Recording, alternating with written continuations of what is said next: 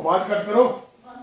दिल्ली के सीएम की गिरफ्तारी हो जाती है। ईडी जो है 2 घंटे की पूछताछ के बाद उन्हें गिरफ्तार कर लेती है। अब आप समझिए कि 10वां सम्मन लेकर जो है ईडी की टीमें पहुंची थी और कई बड़े अफसर जो है बताए जा रहे हैं वहां पर पहुंचते हैं। और साथ साथ ये भी जानकारी है दिल्ली पुलिस के डीसीपी भी वहां पर पहुंचे हुए हैं। तो और आवास के बाहर भारी पुलिस फोर्स इस वक्त लगा दी गई है। आरएफ के जवान जो है वहां तैनात कर दिए गए हैं। हालांकि आप समझिए कि अरविंद केजरीवाल जो है ना कि आप नेता है बल्कि दिल्ली के सीएम है। तो अब आप समझिए कि कैसे जो है दिल्ली की सरकार चलने वाली है, क्योंकि ये बहुत बड़ी खबर है कि उन्हें गिरफ्तार कर लिया जाता है ईडी की टीमों द्वारा। और लगातार इससे पहले जो जानकारी थी कि उन्होंने जो है हाईकोर्ट में याचिका भी लगाई ताकि जो है उनकी गिरफ्तारी रुक सके। हालांकि वो जो है हाईकोर्ट ने खारिज कर दी थी। हमारे साथ आपके जिला अध्यक्ष हैं करनाल से, उनसे इस पर जरूर हम बातचीत कर लेंगे। और फिलहाल आप समझिए कि वो कैसे देखते हैं। सर, क्या लगता है जो ये गिरफ्तारी हुई है, लगातार उन्हें ईडी के सम्मन आ रहे थे, क्या उन्हें पेश हो जाना चाहिए था? ऐसे है कि ये जो शराब घोटाले में हमारे केजरीवाल जी ये पूछना चाह रहे थे इनसे कि आप मुझे जो मेन गवाह के तौर पे बुला रहे हैं या मुझे एक गुनाहगार के तौर पे बना रहे हैं या मैंने घोटाला किया उसके तौर पे बता रहे हैं, किसी मुलजिम के तौर पे बता रहे हैं। और इन्होंने आज तक बताया नहीं, क्योंकि इनका शुरू से ही प्लान था कि इनको केजरीवाल जी को यहाँ प्रचार नहीं करने देना लोकसभा में। नहीं तो इतनी क्या जल्दी थी कि आज हाई कोर्ट में उनकी सुनवाई हुई और सुप्रीम कोर्ट में आज उन्होंने एप्लीकेशन दी और इतने आनन फानन में उनको गिरफ्तार किया। उनको पता था कि सुप्रीम कोर्ट में सबको लगभग अब रिलीफ मिल रहा है, तो इसलिए उन्होंने जल्दी करी। और केजरीवाल जी एक योद्धा है और योद्धा की तरह काम करते हैं। और मैं मोदी साहब को ये कहना चाहता हूं, पूरी सरकार को कहना चाहता हूं कि ये तानाशाह के ताबूत में आखिरी कील साबित होगी।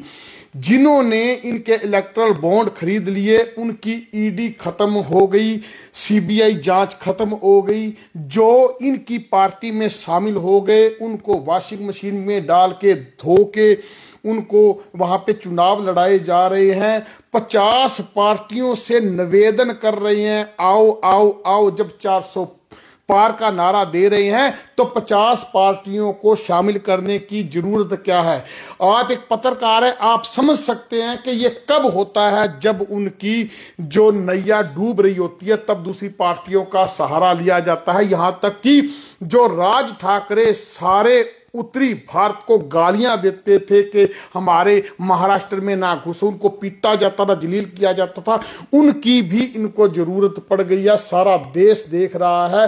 केजरीवाल जी एक भगत सिंह जी के हमारे चेले हैं, वो इनसे डरने वाले नहीं है। अगर इनका डर होता तो वो भी इनकी पार्टी में या तो बॉन्ड खरीद रहे थे और या फिर इनकी पार्टी में शामिल हो जाते हैं। केजरीवाल जी पहले भी कई बार बोल चुके हैं कि उन्हें बीजेपी में शामिल होने का ऑफर मिल रहा है। बिल्कुल जी, मनीष सिसोदिया जी को मिला था, उन्होंने मना कर दिया। एक आम आदमी पार्टी है जो इनसे डरी नहीं है, सबको डरा के सबकी पार्टियां तोड़ पाए। और यहां पे लगातार तीसरी बार सरकार होने के बाद इनकी वहां पे नगर निगम में भी सरकार चली गई। इनको सबसे ज्यादा दर्द था कि हम यहां पे रह के जो पूरा स्टेट भी नहीं है दिल्ली, जिसमें ज्यादातर पावरें राज्यपाल के पास है, उसके बावजूद भी केजरीवाल जी बहुत निपुणता के साथ वहां काम कर रहे थे, दिल्ली की जनता को खुश कर रहे थे। दिल्ली में जो रहते हैं कोई ऐसा तो नहीं कि वो अनपढ़ लोग हैं। उन्होंने देखा कि सेंटर में सरकार देखी, स्टेट में देखी, नीचे नगर निगम में देखी। उन्होंने कहा कि स्टेट की सरकार बहुत अच्छी चल रही है, तभी उन्होंने नगर निगम में भी बीजेपी को वहां से उखाड़ फेंका। केजरीवाल जी की सरकार लेके आए और अब जैसे बहुत अच्छे काम चल रहे थे, क्योंकि नगर निगम भी केजरीवाल जी के पास आ गया था, तो उनसे जब दिल्ली में घर से बाहर निकलते थे तो दिल्ली की खूबसूरती देख के उनको जलन होती थी, सहन नहीं कर पाए थे, इसलिए केजरीवाल जी पे इतने अटैक कर रहे हैं। उनको पता है आज कोई भी नेता मोदी जी का मुकाबला नहीं कर पा रहा, उनके झूठ का मुकाबला नहीं कर पा रहा, उनके खरीदे हुए भांड मीडिया का वो कोई किस प्रकार का मुकाबला नहीं कर पा रहा। जो बड़े बड़े चैनल है आप देखना थोड़ी देर में घर जाके कैसे कैसे आडंबर रचेंगे। तो उनका मुकाबला नहीं हो पा रहा। लेकिन केजरीवाल जी इन सारी विपरीत परिस्थितियों में भी इनको लगता था कि बहुत जल्दी इनकी सत्ता का पतन करने वाले हैं, इसलिए केजरीवाल जी के ये पीछे पड़े हैं। अगर केजरीवाल जी को गिरफ्तारी का डर होता तो आज वो पंजाब में भी जा सकते थे, यहां पे हमारी पूर्ण रूप से सरकार है, लेकिन वो एक योद्धा की तरह वहां रहे अपने घर में, और उनको पता था आएंगे और गिरफ्तार करके ले जाएंगे, और वो आए हैं, उन्होंने गिरफ्तार उनको कर लिया है। किन हालातों में अब दिल्ली की सरकार चलेगी, कैसे देखते हैं? डिप्टी सीएम चले जाते हैं, सब कुछ दिल्ली में अलग होगा। ये जो पहले केजरीवाल जी बोल चुके हैं कि जेल से सरकार चलाएंगे, हम इनके डर में इस्तीफा नहीं देंगे, हम एक योद्धा है, युद्ध लड़ेंगे और इस सरकार को 2024 में उखाड़ फेंकेंगे। क्या कारण है कि इतनी बड़ी पार्टियों के नेता टूट टूट के जा रहे हैं, जो सारी उम्र में से कांग्रेस में थे, सारी उम्र कांग्रेस में उनको कोई डर नहीं लगा, सारी उम्र कांग्रेस को अच्छे बोलते रहे और कई बार मुख्यमंत्री रहे, आज इनके साथ चले गए। क्या कारण है? सिर्फ ईडी और सीबीआई का। और इन्होंने क्या करा है, जो मोदी भगत है वो भी सुन लो, मोदी जी ने तानाशाही का जो रास्ता अपनाया है वो बहुत गलत है।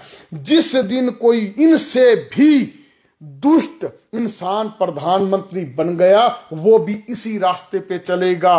पहले वो बड़े बड़े चैनलों को खरीदेगा, फिर वो ईडी को अपने कब्जे में लेगा, फिर सीबीआई को कब्जे में लेगा, और फिर जो कुछ भ्रष्ट जज हैं जो रिटायरमेंट के दूसरे दिन ही पार्टी ज्वाइन कर रहे हैं, जो रिटायरमेंट के दूसरे दिन ही राज्यसभा के मेंबर बन रहे हैं, जो अखबार के बड़े बड़े इनके जो मालिक हैं वो राज्यसभा के मेंबर बन रहे हैं। जिस दिन कोई इनसे भी दुष्ट आ गया, उस दिन आपको पता चलेगा कि मोदी जी लोकतंत्र की हत्या करके कौन से रास्ते पे देश को छोड़ के गए हैं। आज तो उनको खुशी होती होगी, आज तो वो धर्म का आडंबर रचते हैं। आपको पता है, जब भी कोई तानाशाह लोकतंत्र की हत्या करता है तो सबसे पहले वो धर्म का आडंबर रचता है। जिस देश में धर्म का आडंबर, जर्मन जैसे देश में धर्म का आडंबर नहीं रचा गया, वहां वो राष्ट्रीयता का आडंबर रचता है, और उस आडंबर को रच के फिर वो ये इसमें तानाशाही में कामयाब होता है। ये आडंबर की लाइन है। जब कोई राजा से रोजगार पूछो, जब किसी राजा से कोई काम करने का पूछो, तो वो राजा धर्म की बातें करने लग जाए तो समझना कि वो राजा तानाशाह है। और तानाशाह जितने भी हुए हैं वो सबसे डरपोक होते हैं, और इस देश में उस कौम के हीरे रहते हैं कि औरंगजेब जैसे अत्याचारी जो राजा है उनका मुकाबला किया, नहीं तो आज सारे वो अपना धर्म ज्वाइन करवा चुका होता। इन्होंने यहां पे इसी देश ने अंग्रेजों का जो है मुकाबला किया, वो भी हमारे यही देशभक्त थे। और आज जो भी किसी भी नेता ने अत्याचार किया उसका विरोध किया।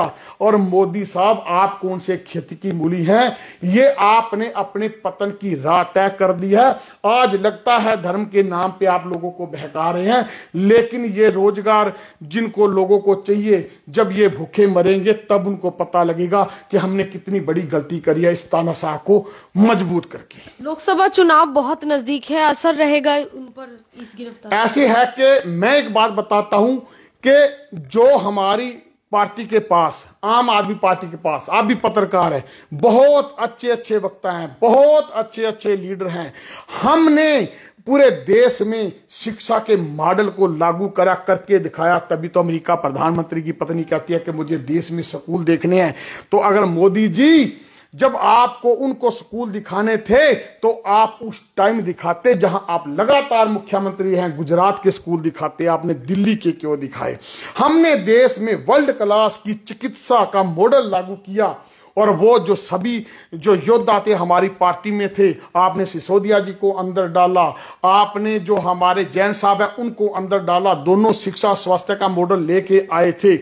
और आज केजरीवाल जी को अंदर डाल के आपने एक ऐतिहासिक भूल की है, और इस भूल का बहुत बहुत बहुत बड़ा खमियाजा भुगतना पड़ेगा। पर ईडी जिस तरीके से सम्मन लेकर जा रही थी, तो हाईकोर्ट ने भी कहा था कि आप इस बात को रोक नहीं सकते हम लोग की गिरफ्तारी ना? मैं बताता हूं क्या होता है इसमें। जो ईडी कोई भी केस फाइल करती है तो ईडी ये कहती है, मैं तो एक साधारण सा जिला अध्यक्ष हूं, मुझे जब पता है तो जो इस कानून के ज्ञाता है वो अच्छी तरह समझा सकते हैं, लेकिन मेरा भी मानना यह है कि वो कोर्ट ये कहता है कि कोई भी जांच कर रही है तो वो उसके दस्तावेज गोपनीय होते हैं, उनको वकीलों के सामने इन्होंने ईडी ने दिखाने के लिए मना किया था और इसीलिए उन्होंने कमरे में दस्तावेज चेक किए थे। अगर वो परमिशन सामने होती और हमारे वकीलों को उसको रखने का तर्क होता तो आज गिरफ्तारी इनकी रुक सकती थी।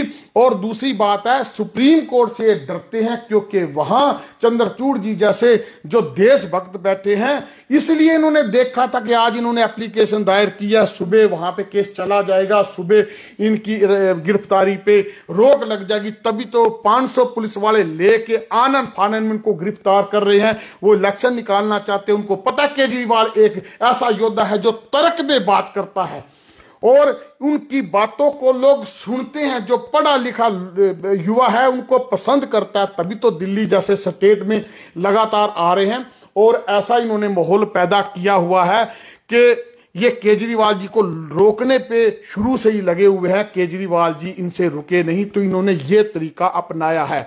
मैं ये कहता हूं कि कोई साइन नहीं है किसी पे, कोई इनके खाते में कोई पैसे का लेन देन नहीं हुआ, कोई डायरेक्ट पैसा लेते हुए कोई इनका फोटो नहीं है, कोई इनकी कॉलिंग नहीं है, कोई इनकी रिकॉर्डिंग नहीं है, तो आप उनको अरेस्ट कैसे कर सकते हो? इनको पता, कई बार कहते हैं जी कोर्ट में चले जाओ, इनके जो भगत बैठे होते हैं वहां पे वक्ता बनके, वो कहते हैं जी कोर्ट में जाओ। अगर आप सुनो कि किसी पे 302 का मुकदमा ला दिया जाता है, क्राइम एक ने मान ले किया होता है, तो जो नाजायज होते हैं साथ में उनके ऊपर 302 लग जाता है, तो उनको 5 साल तक जमानत नहीं मिलती और उसके बाद कहते हैं कि आपको बाइज्जत बरी किया जाता है। तो इसका मतलब क्या?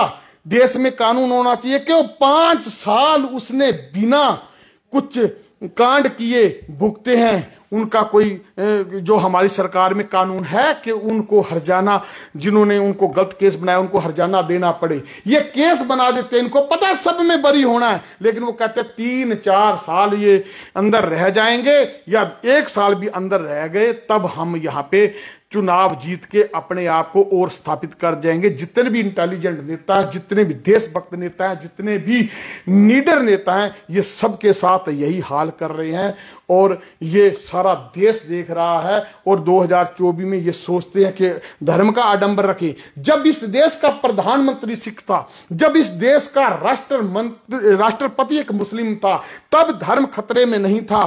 तो आज जहां पे टोटल सरकार ये दावा करती है कि हम एक धर्म की रक्षा करेंगे, आज वो धर्म कैसे खतरे में हो गया?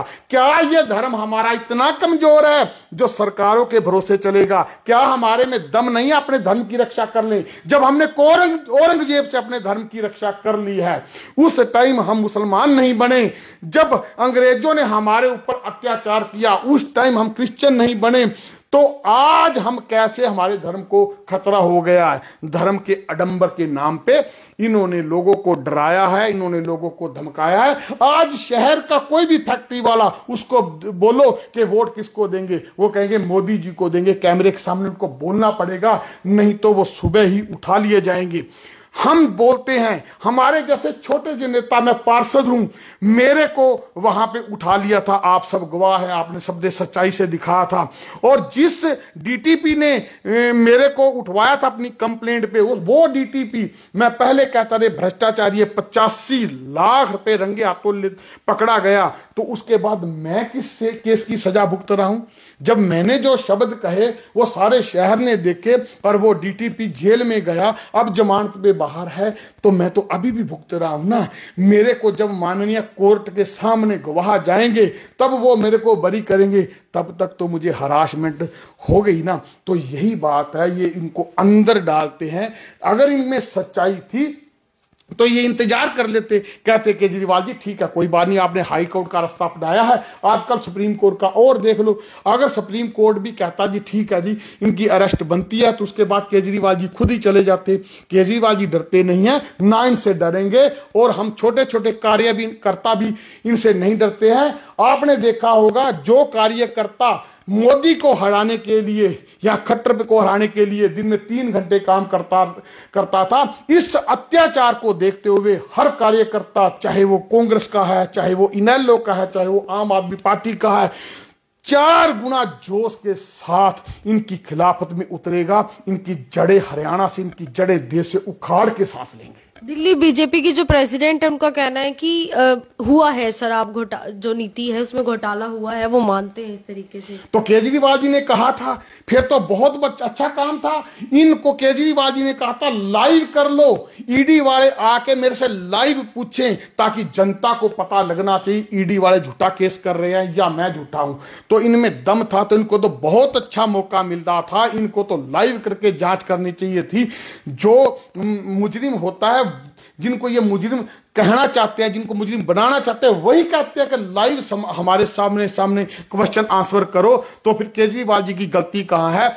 और जो बीजेपी की नेत्रियां हैं उनको बोलना, एक बार मोदी जी में दम है, सिवाय धर्म के एक बार रोजगार के नाम पे वोट मांग के देखिए।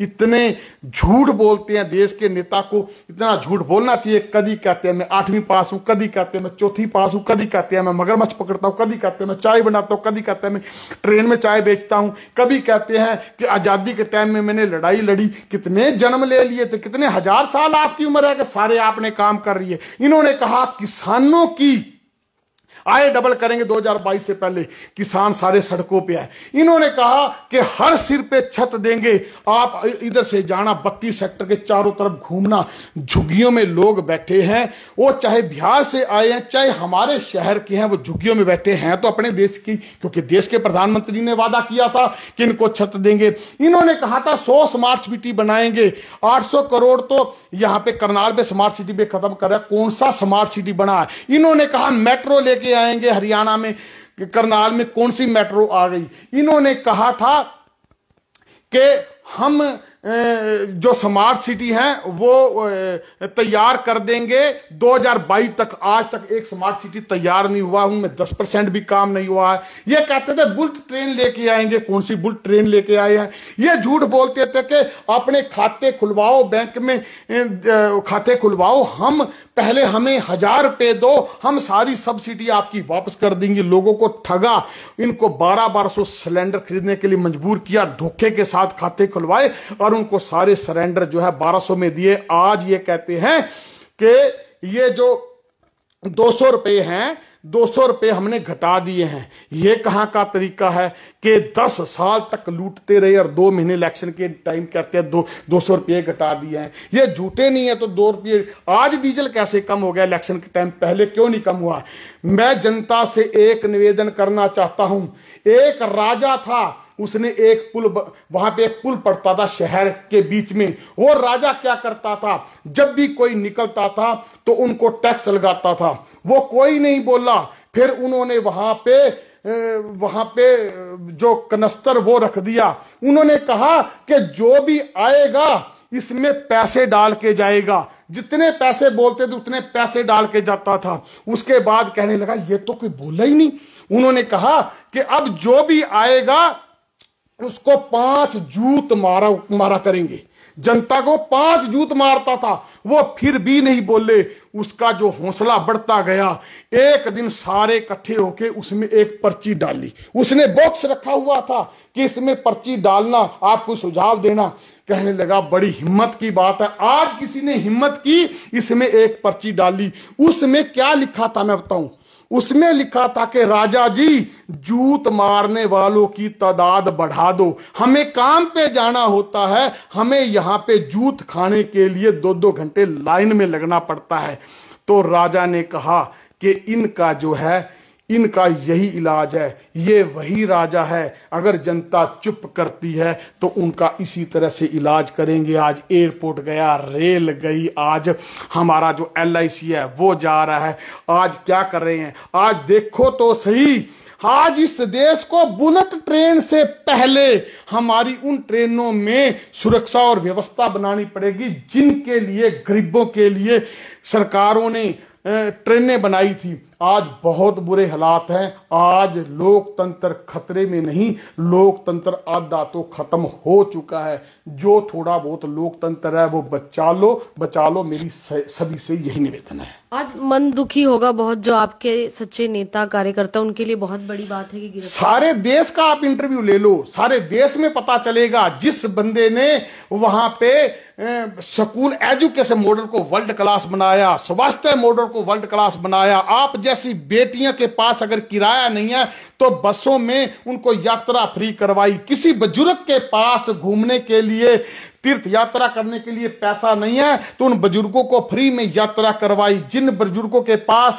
या परिवारों के पास बिजली का बिल भरने के लिए नहीं है, उनको कहा कि 200 यूनिट के नीचे फूकोगे, बिजली खर्च करोगे तो आपसे कोई पैसा नहीं लिया जाएगा। और साथ में यह गारंटी दी कि आप पे कर्जा नहीं चढ़ने दिया जाएगा। टोटल सुविधाएं वर्ल्ड क्लास देने के बाद देश में इकलौता राज्य है जहां पे कर्जा नहीं है। और कैसा नेता चाहिए? आज दिल्ली वालों को पूछो ना, सारे सड़कों पे है। नहीं तो दिल्ली जैसे व्यस्त शहर में कोई किसी पड़ोसी का हाल नहीं पूछता, वो सारे सड़कों पे है। इससे ज्यादा अत्याचार क्या हो सकता है? जो हम बातें करते थे कि लोकतंत्र की हत्या, आपको सही लगता है तो आप जाके कहना कि बलविंदर सिंह अध्यक्ष गलत कह रहा है। आपको लगता है ईडी ईमानदारी है तो मेरी आलोचना करना, आपको लगता है सीबीआई ईमानदार है तो मेरी जो आलोचना करना, आपको लगता है कि ये जो यहाँ पे कुछ जज जो राज्यसभा के मेंबर बन जाते हैं उनको बनाना सही है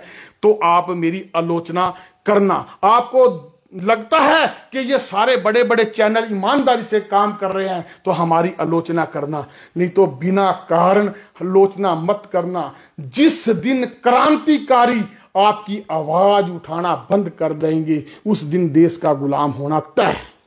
देखिए, फिलहाल आप समझिए कि दिल्ली के सीएम अरविंद केजरीवाल की गिरफ्तारी हो जाती है। उनको 9 बार पहले सम्मन दिया जा चुका था और 10वां सम्मन लेकर आज जो है ईडी के अधिकारी पहुंचे थे और लगभग 2 घंटे तक ये पूछताछ हुई और जिसके बाद बड़ी कार्रवाई भी देखने को मिली, क्योंकि पहले से ही अंदेशा जताया जा रहा था जैसे ही पुलिस फोर्स वहां पहुंचना शुरू करती है, आरएफ के जवान वहां पर तैनात कर दिए जाते हैं। हालांकि जो आपके कार्यकर्ता हैं वहां पर जो है वो लोग वहां पर जरूर पहुंचे हुए हैं और आप समझिए कि फिलहाल दिल्ली के सीएम की गिरफ्तारी हो जाती है। ईडी जो है शराब नीति केस में उन्हें गिरफ्तार कर लेती है। अपनी राय जरूर दे। तस्वीरें आपको करनाल से दिखा रहे हैं। मैं आरती राणा, सहयोगी अमन गौर के साथ जनता ब्रेकिंग न्यूज पर आप सभी के साथ लाइव। धन्यवाद।